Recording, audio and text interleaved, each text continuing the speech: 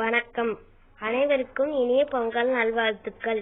இன்று நாம் பொங்கல் திருநாள் பற்றி ஒரு சிறுகுறிப்பு பார்ப்போம் வாருங்கள். தை மாதத்தின் முதல் நாள் பொங்கல் திருநாள் ஆகும். இத்திருநாளன்று வாசலில் வண்ணம் கோலமிடுவர், மாவிலை தோரணம் கட்டுவர், புதுப்பானையில் புத்தரிசியோடு வெல்லம், முந்திரி, நெய் சேர்த்து பொங்கலிடுவர். பொங்கல் என்பதற்கு பொங்கி பெருகி வருவது என்று பொருள். பொங்கல் பொங்கி வரும் வேளையில் பொங்கலோ பொங்கல் என்று மங்கள ஒலி எழுப்பி போற்றுவர். பொங்கல் பொங்கி வருவது போல் வாழ்வில் மகிழ்ச்சி பொங்கி பெருகும் என்பது மக்களின் நம்பிக்கையாகும். பின்னர் தலைவாழை இலையிட்டு பொங்கலை படைப்பர்.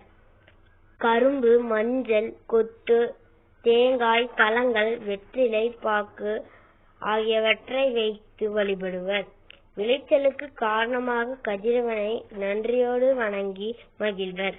சர்க்கரை பொங்கலை அனைவருக்கும் அளித்து தாமும் உண்டு மகிழ்வர். மீண்டும் ஒரு முறை நன்றி. மீண்டும் ஒரு முறை இனிய பொங்கல் நல்வாழ்த்துக்கள்.